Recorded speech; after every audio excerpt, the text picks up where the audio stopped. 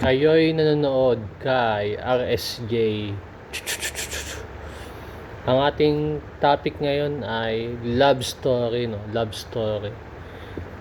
Love story ni na Cinderella and Anderson. Pero bago 'yon, shout out muna sa lahat ng mga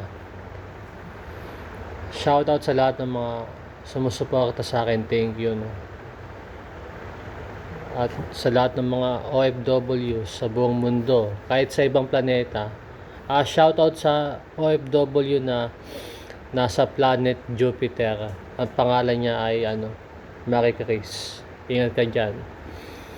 Ano pa ba? Ayun, shoutout sa mga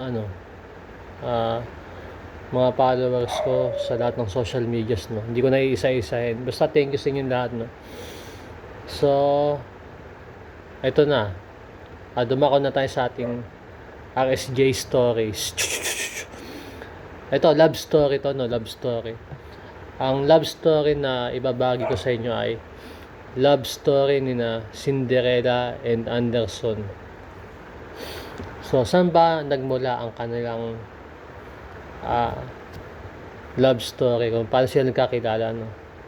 So, ito na. Ibabagi ko na ang kanilang kwentong pag-ibig o love story ni na Cinderella and Anderson. So, ganito ang kwento. Si Blue Barabas, hinahabol siya ni Wonder Wagon. Nasa likod niya, no? Nasa likod niya si Wonder Wagon, no? Ginagamitan siya ng Gatling gun. Wipa, Gatling gun, no? So, si Blue Barabas, nakakuha kasi siya nung diamond na kulay green, no? So, may shield siya, no? Nung naubos na yung bala ni Wonder Wagon, ginamitan niya ng special, no? Kasi nasa likod niya si Wonder Wagon na ang special ni Blue Barabas, yung usok ng tambucho. Take the wave. Nausukan na nga si Wonder Wagon, no? So, na-damage na siya, no? Na-damage na si Wonder Wagon, no? So, humarap na si Blue Barabas, no? Ginamitan niya ng apoy, no?